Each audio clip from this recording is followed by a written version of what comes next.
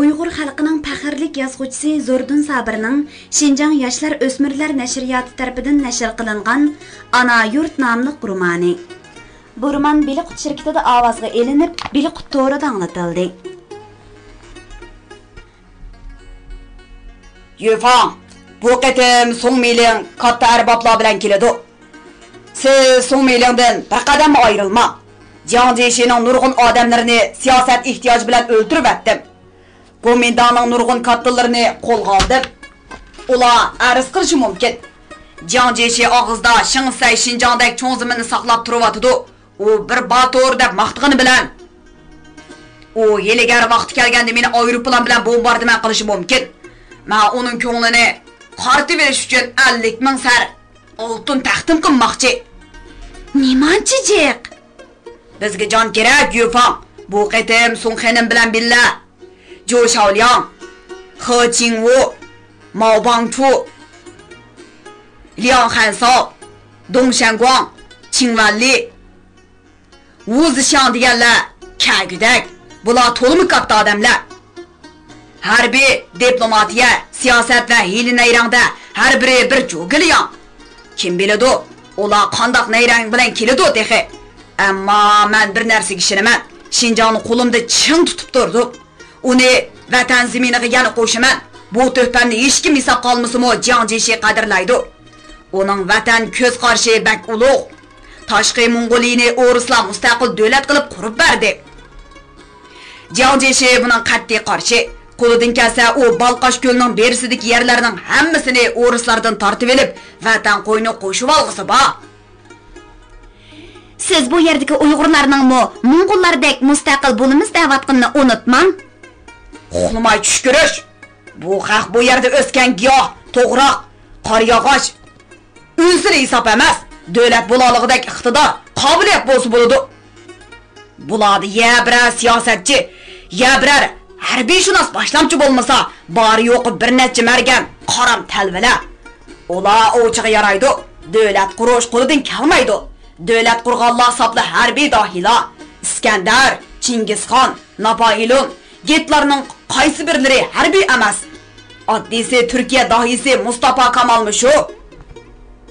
Harbiy bilimi yo'q, harbiy kuch yo'q millat davlat bo'la olaydimi? Stalin menga davlat qurib berishga unamadi. Uyg'urlarga unaydimi? Ularga davlat qurib bersa Buxoro xonligi, Oblayxon olash ordichalari ko'tarilib, Turkiya bilan birlashib Stalinning taxtiga tahdid soladi. Stalin Uyg'ur qozoqlarni qurollantirib meni jazolashga selishi mumkin. Men buningga to'liq hushyor. Shuning uchun Jiang Jishiga beqinmoqchi bo'layapman. O'rislar tajovuz qilsalar, Jiang Jishi Amerikani oraq soladi. Stalin Rooseveltning deganini qiladi o'g'otin. Jinyong, yana bir qitim deb qo'yay. Siz yetilgan siyosatchi, harbiyshunos diplomat. Jiang Jishi o'rinni sizga bersa, siz butun Osiyoni vatan zeminiga qo'sha olasiz. Chaoshen, Yaponiya, Vyetnam, Laos, Kambodja, Singapur deganlar junguluq bo'lmay nima? Sovetning Oral daryosining sharqidagi yerlarim bizning. Biz dunyodagi eng cho'ng, eng boy, eng qudratli davlat bo'lishimiz kerak. Siz shunday davlatga podshoh bo'lishga munosib. Shingsayning 13 yillik qadinas xotinining mushundaq cho'qinishlari maqtashlarini u yoqtiratdi. U barliq ayollar mushundaq maqtashsa deb arzu qiladi. U dunyodagi go'zal ayollar vakili. Dana ayollar tipi hisoblanadigan xotinni bag'riga ching bosdi. Lekin 1942-yil sentabrda Lanjodan qo'zg'algan maxsus aeroplan Urumchi aerodromiga qo'nganda aeroplandan go'zal salobatlik So'ngmiling tushish bilan Shingsay uning oq palay kiygan to'limi nozik, sutdek oq sirli qo'llarini tutganda o'z ayolining to'limi to'van, obro'y va rohat farog'atli talantaba, salohiyati, go'zalligi, nazokati yo'q ekanligini his qildi. So'ngmiling to'limi sazgori diplomat edi.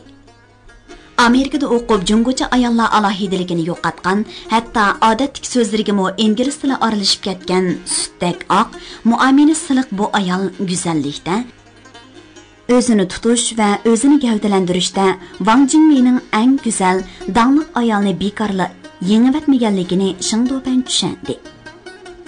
Örümchining shimolidagi aerodrom bilan Duban mahkamasi mehmonxonasining oraliqida shahar xalqi, o'quvchilar, ofitserlar maktabining o'quvchisi, ofitserlari yo'lning ikki qasniqiga to'lgan. Shingdoban Song Meilingni kutib olishni alohida dag'dug'i bilan oldin ola bir necha qatim mashq qilgan bo'lishiga qaramay, biror yerida chandırib qo'yishdan vahima qiladi. So'xana, bizning bu chegara shahar mana bu shunchalik. Xalqimiz mo cho'ng so'rin ko'rmagan. Ko'ngillariga olmasalar, kuchimiz oddiy bo'lib qoldi. Dedi u 2 soat taqazzo bo'lib kutib, xafa bo'lganini chandırmay. Vaqt qiz, kutib olish tayyorligimiz cho'lti bo'lib qoldi. Gap rasmiyatda emas, samimiyatda. Jiang ve Yuanjiang sizning samimiyatingizga qoyil. 10 yil dushmanlashdim. Qara, bu xotinning gapga ustaliqani. Sen samimiy dushman demoqchimi? Yo'q. U demoqchi, vatandan yuz o'rmadim, buni siras. Ammo uningga yuzsizlik qildim, lekin vatanni sotmadim. Mana bugun shu to'hfam mening sadoqatim bo'lmoqda. Shingsay Shanxayda, Nanjingda Song xonimni ko'rgan. U chaqlarda Shingsay siyosiyga qaraganda qizlarga ko'proq ko'ngil bo'ladigan yetilgan xotin bediki edi.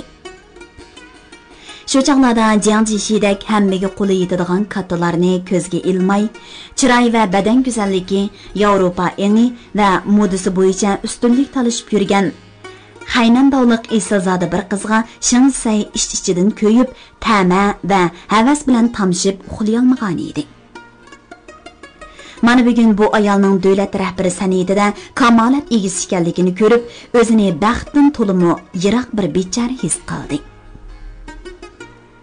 So'xana, chiroy o'sin jamolingiz bilan Jungo zaminidagi birinchi go'zal edingiz.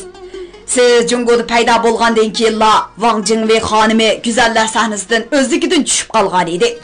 Bilmabdiman, davlat ishidimi, nurg'un davlat arboblaridanmi ortiq qobiliyat egisi ekansiz. Jiang Yuanjiang bekarlar sizga shuncha ko'p qurbon berishdan ikkilanmagan ekan. Qoyilman. Dunyoda eng baxtli er Jiang Yuanjiang ekan. Shingsay shuningdan keyin Song Meiling bilan bir necha qatim maxfiy so'zlashdi. U Song Meilingni oshirib maqtadi. O'zining uzun yillik hurmat va havas jug'lanmalarini ifodalaydi. O'zining sadoqati va hissiyot sopligini bildirdi.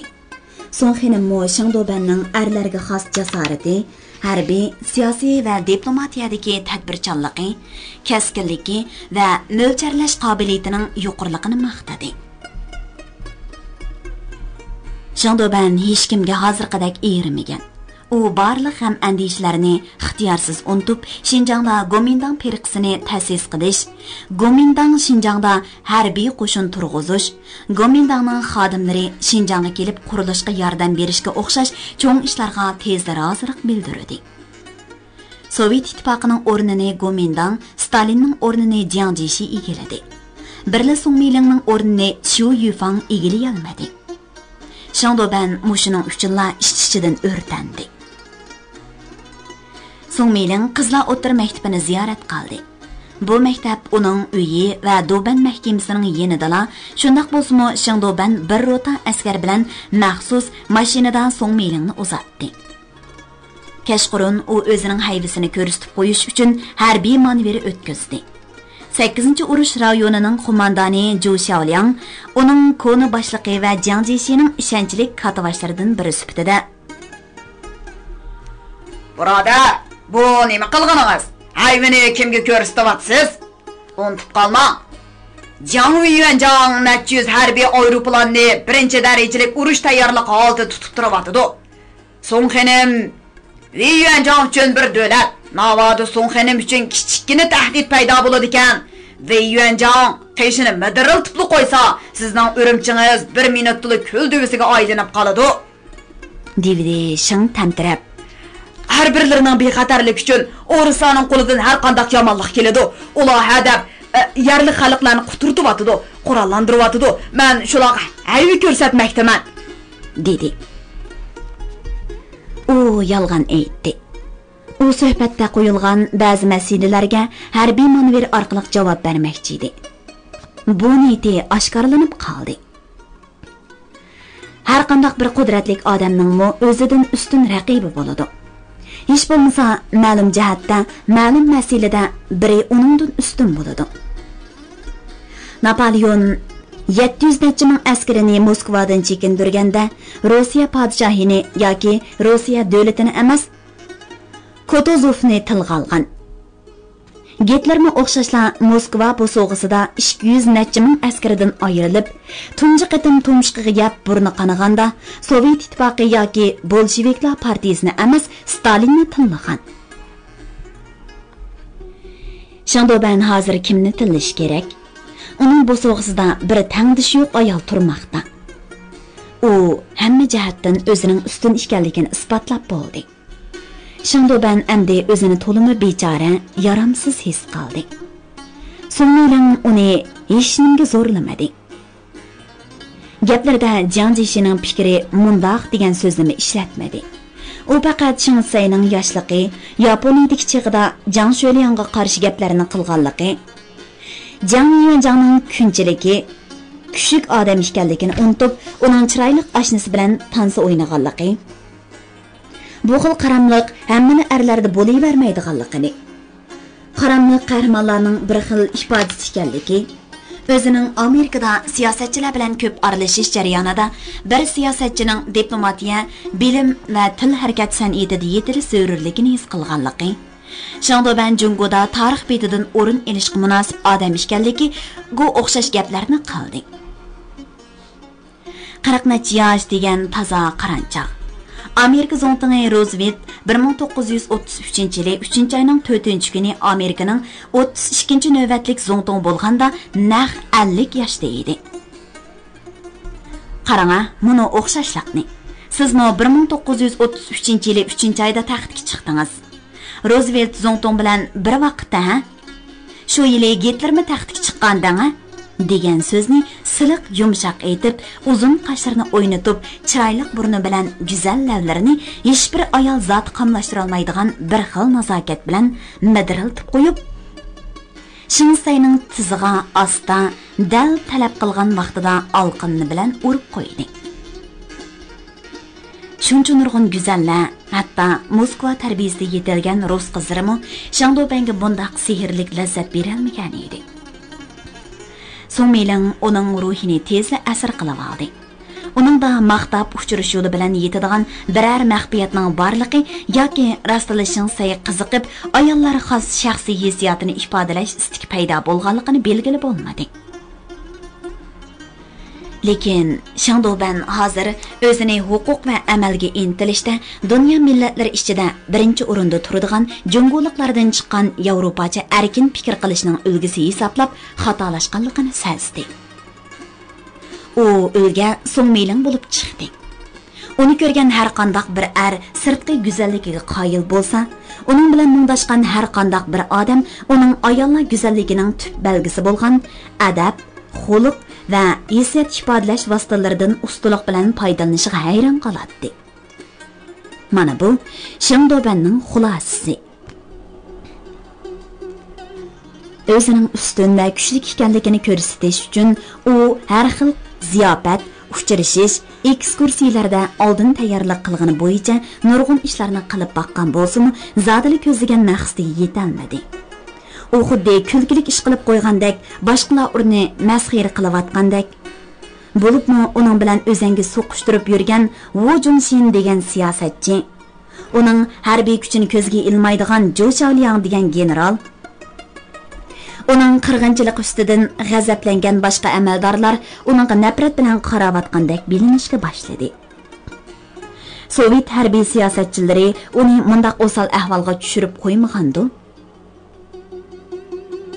Qisqasi, Yan'an va Nanjingdan kelgan ziyolilarni yig'ib olib, solab o'ldirib tozalashga boshlagandan beri Shandobanning ustidan arz shikoyat qilg'uchilar ko'payib ketgan edi. Shularning So'ngmilanga shikoyat qilishidan saqlanish uchun ayoli Chiu Yufangni So'ngmilangning kayniga selib qo'ydi. Lekin markaziy agentlikning muxbiri Çinvalli uni bilib qoldi bo'lg'ay mazoq qilgandek talaffuzda. Markaziy agentlik Xinjiang to'g'risida atrofliq ma'lumotga ega. Yangi ahvollarmi bir kun o'tmay ko'ni bo'lib qoladi, dedi. Xuddi bizning havo qismlarimizdagidek tez, deb qo'shinlarini turdi havo armiyasi silingi He Jingwu. Navada Songmiling kelmagan bo'lsa, Shinsay bularni o'ng'ayla ujuqtira oladi. Bu ishda uning qo'li bakmi aplik, lekin qilish bilan dorining nimaning belgisi? G'olib kuchliklikning mo yoki razillik, vahshiylikning belgisimi? Razillik, vahshiylik degan mavjudmi? Kuchliklar ojizlarni ozuq qiladi. Dunyoda hech nima yemaydigan nima bor? Chumoli chig'ida kuch yetganni yeydi. Yavaş deyiladigan qo'ymi chiroyli gulgiyohlarni yeydi. Gitlerning Yevropaga hukmron bo'lib olishi, Yaponlarning Tinch okean va Jungo zaminidagi qirg'inchiligi ularning nazarida ulug'vor ish. Mening qattiq siyosat yurgizib, o'zimga ziyonliq, hokimiyatimga xavfli unsurlarni tozalashim ham o'zimcha ulug' ish. Boshqalarning arz qilishi, meni og'dirish qo'ydi bo'lishi, mana bu haqiqiy vahshiylik. Dunyoda vahshiylik bor deyilsa, mana bu xavf toza vahshiylik. Bu xavfga yal berayotgan ruslar, qo'liga tuturuq elib ruslarning sanamiga dasavatgan Uyg'ur, qozoqlar hamda Yan'an kommunistlari vahshiy unsurlar. Buni Shangdobanni mazoq qilayotgan odamlarmi o'sha vahshiylarga hissashlik qilg'uchilar. Jiang Jishining aeroplanlari Jiuchuanda bu yoqqa qarab uchishga tayyor turmagan bo'lsa, buni Songmiling degan hiylagar xotin yumshoq so'zlari bilan Shangdobanning ruhiga xo'jayinlik qilib olmagan bo'lsa, Shangdoban bunchalik xiyolga va mulohizaga berilmagan bo'ladi. U azob bilan kulib qo'ydi. Gitlermi Moskva bu so'g'izga tez kelgan, tez chekinyotdi. Uning chekinishi ilgirlash uchun. Ba'zida chekinishmo ilgirlashlarning davom bo'lib qoladi. Ilgirlash chekinishdan yomon oqibat beribmi qoladi. Shangdobanning sotsializmdan ushbu siyosatga o'tishi zo'r ilgirlash. Chekinib ilgirlash, yo'q, ilgirlab chekinish. Biz endi haqiqiy bir oila. Jiang Yuanjangning uzun umr ko'rish uchun Song xonimning salomatligi, Sishday xo'dak, Wuztiyandak davlat tizgini chang tutish uchun Jiang Yuanjangning ko'z quloq bo'lishidan aql parosatiga aylanish uchun 20-asrdagi eng ulug' ayol uchun Roosevelt Zongto'ning xonimi Anna Song xonimga hayron qolsin, mushi qalbi uchun. Ziyofat shunchalik xushal, qizg'in kayfiyatga erishdi. Bu kayfiyat Songmilingga mansub. Shangdoban bugun ozroq arsaldiliqdan keyin haqiqiy kuldi. Bu ham Songmilingga mansub. Bir odamning qalbidagi vahimani shodlik bilan almashtira olgan ayol ulug' bo'lmay nima qilsin? Qiu Yufang hech qachon Shangdobanga bugungidek yaqinsiz ko'rinmagan. U nemishqa bugun Fransiya oqso'ngaklarining kiyimini selib etib, Sishday xo'dak kiyinib oldi ekan. U Songmiling bilan chiroy va tabiiy kulgida baslashalmaganlik uchun shuncha tushkun ko'rinsa kerak. Ziyofat qizimoqda. Yeyilmoqda, ichilmoqda, maqtanmoqda. O'rdak tili, kaklik ko'pi, beliq tuxumi, ular go'shi, Shotlandiya viskisi, Rossiya va Jungoning eng dangli qaroqlari, Zongtong xazinasi.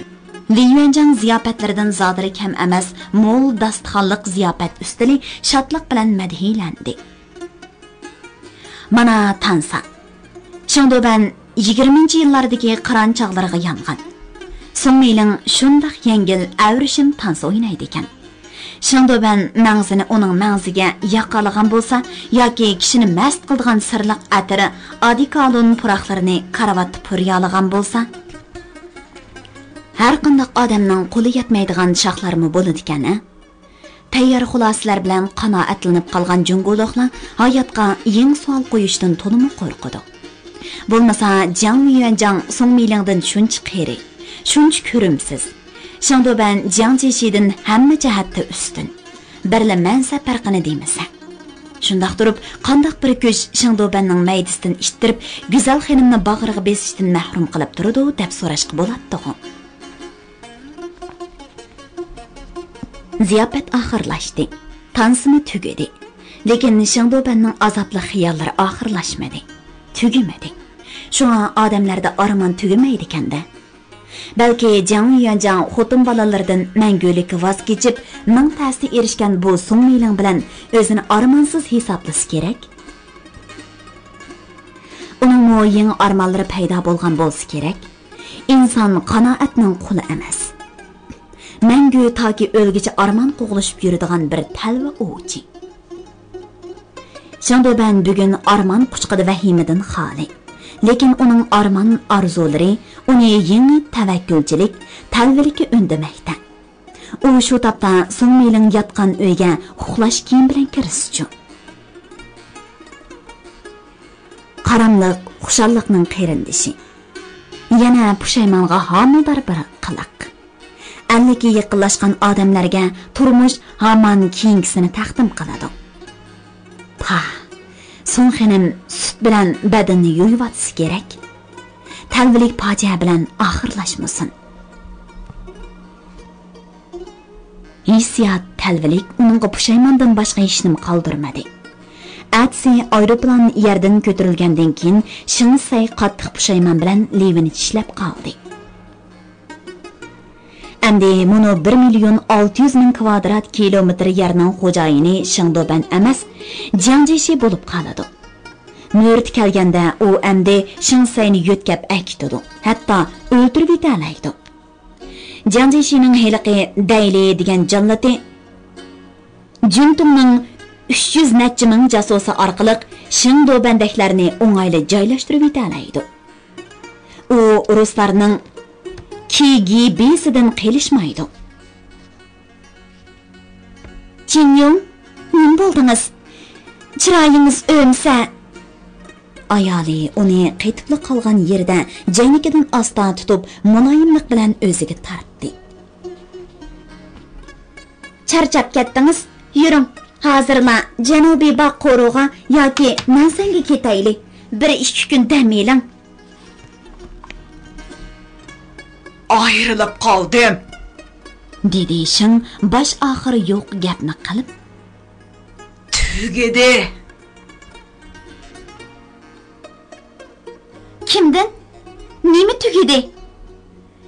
Shinjon qo'ldan katta xotin. Endi tipirlagan bilan hech putmaydi. Putlarim bog'landi. Pichoq qonimga taqashdi. Shuncha armiya turibmi? Ha, shuncha armiya bilan asirga tushdim. Napoleondak. Xotini uning nima deganini tushunmadi.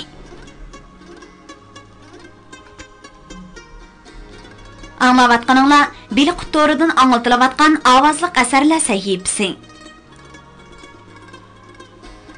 Ari ko'rjak bayliq emas. Uni quchoqlab nol qilsang g'iming ozyamdi, hay ziyak. Ammo buğdiye danga ketdi. Sango nimeli bo'lmasin yarigisi. Uyonda kegiz, o'randa birdan bo'lmag'ini bilan, ya'ni 70-80 qo'y yering bor. Oq yotgan bo'zdiringni shivaq besib yetibdi. 10 qo'loq beg'ingdagi 816 tup qari yog'ochning mucho'ng bayliq. Yigili bo'lmagan bilan, xaridori bo'lmagan bilan ko'ngli avundi. Gaytning nimasi bor? Abdumarga yana yili qishligidek, balisi qo'ychi, xotini yundi purush, o'zi yiliqchi bo'lg'idak. Ishlaganga boy bo'lsa shu bo'lar edi. Ishlagan siri pishtir ko'paydi. O't tutib ko'nglikini qaqsa, qo'mash qo'rgandek varaslaydi. Hay bichara. 6-oyning to'mizdimi shalvur kiyib yursa, pishtimay qandoq qilsin? Ayoli Gulpirizning ko'ngliki yamoqni to'li silib, asrangini yo'qitib qo'yibdi. Ko'k shoti bormidi? qizil shati bormidi? Uning putlari yalan oyoq mengaverib tarmoshqa aylanibdi. Bo'shroq tashlarmi uning topinida qum bo'lib ketadi ekan.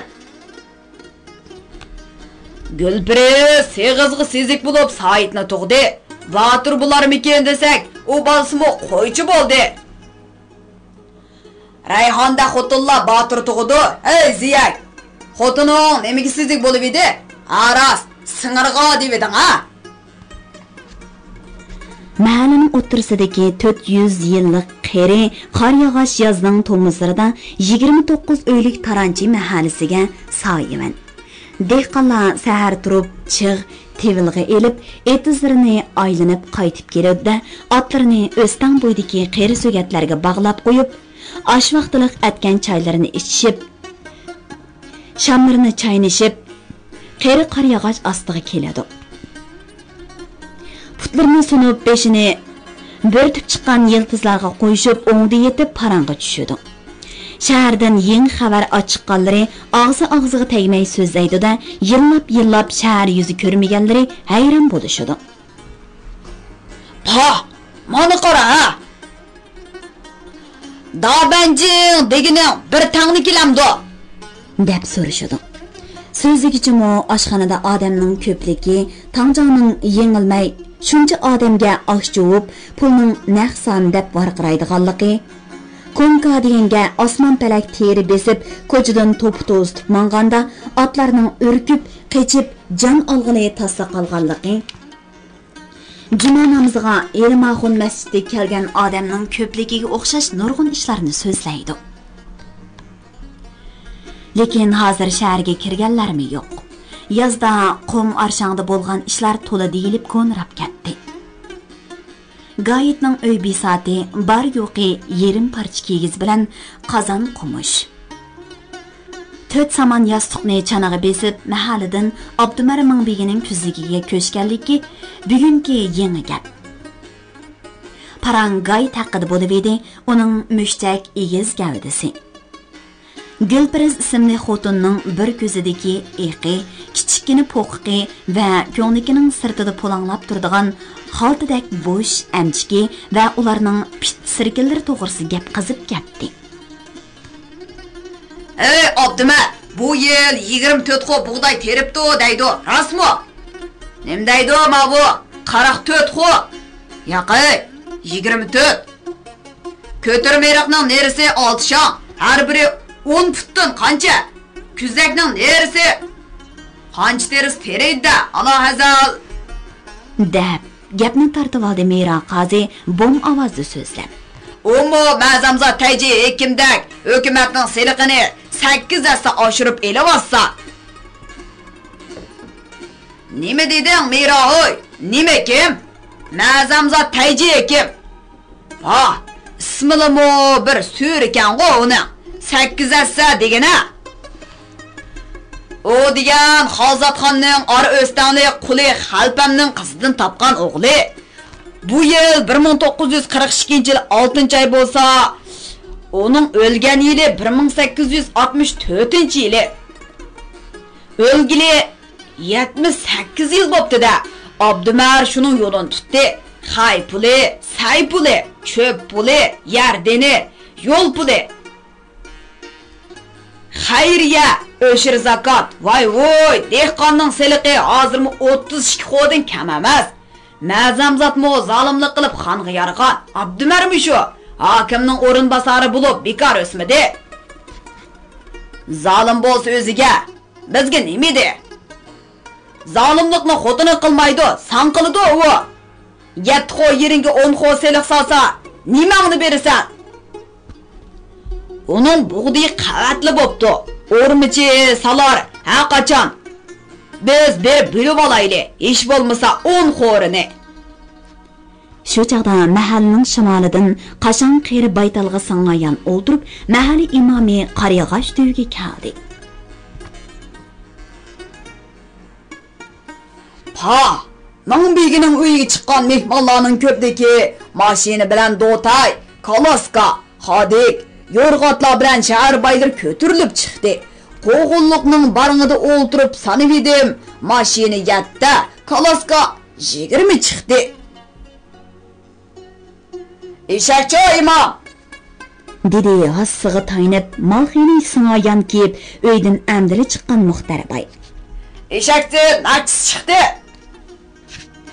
Ko'pchilik qaqaqlab kulishdi. Muxtarbay hammali tarafdan bulturqiga yetmaydi. Qeyriliq uningga baldurli yetgan. Sapan öküzlerden ikkisi, minishlik atdan ikkisi ve harvi etidan biri bir qishtili ölüp, atiyaz aralla bir at qo'shi, bir öküz qo'shi chiqara oladi. İşki barisi sapan tutdi. Odammu yallayolmadi. Bu ish uningga qattiq alam qildi. Uni ozdab ayoli paralish bo'lib, ushkilini kashkirgacha g'ij-g'ijlashib, uning ko'ngil aromini qo'ymadi. Mana hozir yangi bug'doy pishishga yana bir oydek vaqt bor. Uning uyida un tugagan. Ozuqliqqa qoldirilgan bug'doy bundaq burun tugab baxmagan. Bu ish uningga to'limi alam qildi. U amalsiz daryo bo'yidagi boy tuqqanlardan o'zi harvisini so'rab berib, ikki tog'or bug'doy ochiqdi. Baylar kambag'allar batroqlashib, batroqlar lalmilishib mahalning parkoyi ushdi. Odamning o'g'isini qaynatib, qashqaliq mingbigi bo'ldi. Amdi muavin hokim bo'lib, o'zikchilikda kat choy qilib, boyliqni ko'z-ko'z qilayotganini qaramamdigan. Heliqi g'ani degan o'g'ri hushakdan chiqmay ketdi. Mono Abdumarning burnining bizini oldigan gap edi. Abdumar mingbigi o'qatdan Heviz boyning qizini to'qalliq qopdi. Shaharda yana bir no'g'ay to'qilib badak texe. Bu gapni anglab Muxtarbayning charilishiga boshlagan soqollari ostan titrab, qilin lavlari ko'kardi. Adolatga kasofat adaydi. Cho'ruq ekim tirisidi, parxo'r amaldorlarni darrig besib, raso sovusi bo'ladi. Pa, bir dehqonga bir do'rg'a begunoh zulm solsa, 100 bigiga 40, 1000 bigiga 20 darra urg'uzib, bundaqlarni 100 bigi, 1000 bigi qilgandikin, menimi 20 darra urunglar deb yetib berganda demamsizlar. Cho'ruq ekim tirilsa, Abdumarga 100 darra buyuraydi. Darrini o'zim urib, umurtqisini o'zib yetadi buni. Unimi qildi, bunimi qildik. Undaqmi dedi, bundaqmi dedi. Payda topmadik. Yuridi, karvan yuridi degan shundoq gap. Poh qashqaliq, uning mungiziga tayoq tegsa, sening to'yqin sirqirab atamda deganing rost. Abdumar akang Afa xo'ja buvangdan duo ilib chiqqan ekan emasmi? Soqsi ol tushivotdi. Sen mi beyib ketding? Hech kim seni qunoqin qashqaliq demaydi. Qunoqin imom deydi. Ol xurjini yutib chiqsan. Uzun o'tmay, baydirimizning bu gajisi dassaysan. Eshak kuchun yetmas o'rtoqamni degan shu. Dedi imom Muxtarbayga tunji qatim yinib. Tiyanjinliklar sevetki qo'rchoq selib, bir apkash bilan chiqib ketganda 100 konkiga oltin besib ketyotdi. Kofirlar qelimizni sho'risi qilmaymiz. O'z din qarindoshlarimiz bir qo'shiq oshni o'shqiz chidamaymiz. Alloh hazal. Chidag'osh qolsa mahalning bey bo'lg'asa, bizning o'ylini malida. Mana hozir mahalning bey bo'ldi. Qizlarimiz o'g'illar bilan qochdi. Taranchi bolalari o'yingda balay. Butun yurtdan iqtido qiladi. Yana nima chidimidi, pidimidi deb tilingni joynaysan. Xafa bo'lmasalar begim, deganlari rost. Men hozir qashqaliq emas, taranchi xo'jam. Ishki kelin, ishki kuyog'ol taranchi. Navrlami shu? Mo'may bilan ishkimizla iying sarchi gap qilamiz xo'jam. Zag'ir yemaymiz, eshak minmaymiz, shama chaynaymiz. Taranchi bo'lmay nima biz? Ko'pchilik yana qaqaqlashib kulishdi. Xalzatxon hekimning davrida, dedi Mira qozi bo'm ovozda varqirab so'zlab. Jahongirxon xo'jam Manjular qarshi taq ko'tirib edi. Shinjong bo'yicha 2000 o'lik anjonliqni qo'g'lab chiqardi. Manjularni qo'g'lamay, din qarindoshni qo'g'ladi.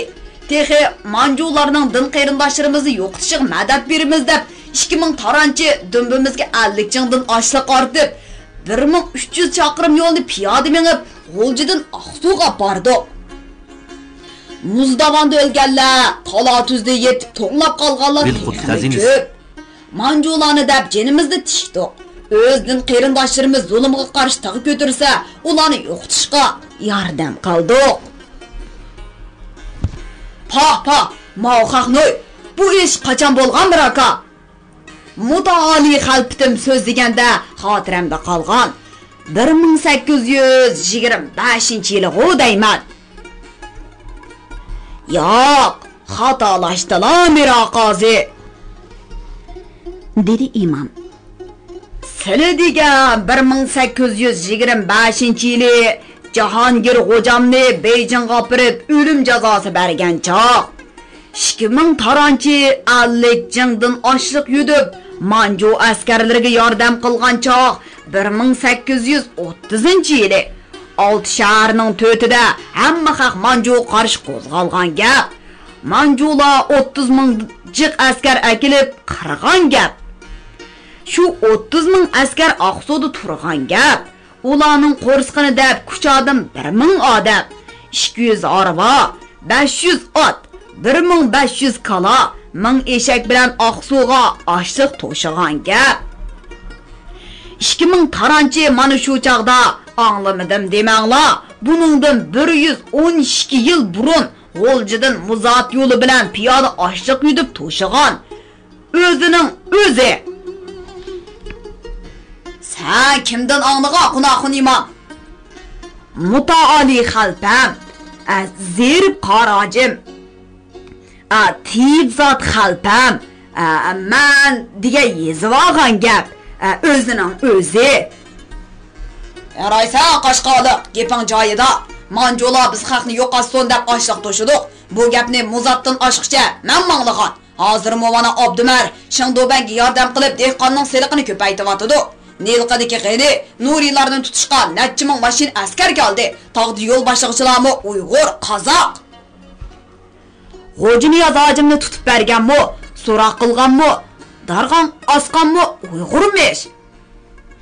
Sabit Damulla zerib qarajimlarni tutib berganmi Uyg'urmish. Taranchimi, Qashqalikmi? Mugdab yotgan bir dehqon cho'chib uyg'onib so'radi. Qashqalikmi, taranchimi? Ko'pchilik amdiri kulishiga mahallaning beshida 4 otliq odam paydo bo'ldi. Odamlar yotgan yerlaridan tik bo'lishdi. Bir-biriga qarashib tuyuqsiz sog'i yo'liqqan cho'jilardek Muxtar Baydan panoh tilishib qarashdi. Muxtar Baymo tamdek tatirib, yenida kulimsirab turgan Ziyovuddinga qaradi. Ziyovuddinning chas soqollari oqargan. Qovuzlari ishchik kirib, ko'kirkidagi quruq ustixonlari teri ichida tala-tala ko'rinib turardi. Uning bu yil targan oshliqlarining tayini yo'q. Bir bolasi imomga malay turgan. Hozir yeydig'ini tugagan. Ahvoli to'limi yomon edi. Muxtar Bay tamdek tatirib, "Qo'shdiyak" dedi. "Nemish qo'y, qoshdayman." Ziyek o'rindan turib, qeri qor yog'ochning yanidagi pakar qo'ruq tamdan baqqa sakradi. Otliqlari yetib keldi. Ikki yoyi dimbisiga miltiq, yonpishiga qilish esib olgan. Qaramal xayliq pakar yoyi Muxtar Bayga tikildi. "Ziyaqini qashqan shuma?" "Ziyak Nilqada bolasining yanida, nochi bo'lsang shu yerga bor. Undaq bo'lsa-ma, sen saqchiga kirib boshlab borsan. Nima? Seni o'yimga boshlamagan o'g'il bolasa yayloqqa boshlamdi ekanman-a? Ma, tur so'zima." Yoyi ikki saqchi qarab qo'yib edi. Saqchilar otdan sakrab tushdi. Ularning birining qo'lida zanjirlik bir nima bor edi. Muxtar Bay bu narsani Xotandagi chig'ida jiq ko'rgan. U ko'zi edi. "Ey yoyi, munulog'ida beshiga bola topmisan. Mening 4 o'g'lim miltiq etishni biladi. O miltiqlarimi tayyor. Munu mahalladan tirik chiqa olmaysizlar. Bo'libmi sen yoyi? Sen turdi petakni hamma odam biladi. Sen mashadir o'lasan. Bunu yigitlar herkes meni parqarab turib ustib qo'ymaydi. Aytma ularga. Taşosa! deb so'radi bir saqchi. Petak uningga bir nimalarni dedi. U biz tutadigan ziyak yo'q ekan. Bular bizga tutib berishga va'da berdi, dedim deb qilgan so'zini ko'pchilikka o'rib berdi. Xanzuchi gapni anglab baxmagan taranchi dehqonlarga saqchi Xanzuning kim Nilqadagi o'g'rilarga yordam bersa etiladi, kim Ziyodini tutib bersa $500. O'g'li Nurini tutib bersa $500 mukofot beriladi. Ularni yo'shirganlarni etiladi deganlarini tarjim qilib berdi. Muxtarbay 4 otliqni uyiga akirib, qaymoq, mayliq to'qash bilan mehmon qildi. U cheriklarga Nurini tillab berdi.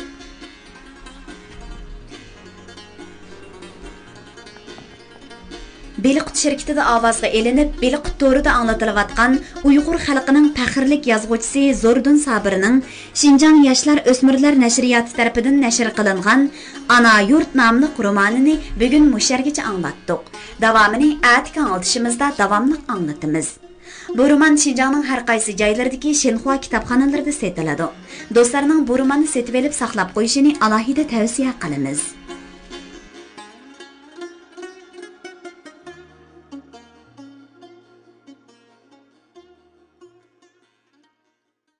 Xazinesi Uyg'ur xalqining urf-odat mashhur shaxs tibobat maqol tamsil cho'chak rivoyat qatorliq Uyg'ur madaniyat xazinasidagi bebaho go'rlar. Karton ilpa, qonun nizom, ishorat tili, tan tarbiya, fizika, ximiya qatorliq 600 dan ortiq kasbiy sohadagi Uyg'urcha, Xanzucha, ingliz 3 xil til, 6 milliondan ortiq so'z, ovoz ham surat bir gavdalashtirilgan kompyuter yumshoq detali. Bilmaganni Bilqutun bil. Bilqut xazinasi.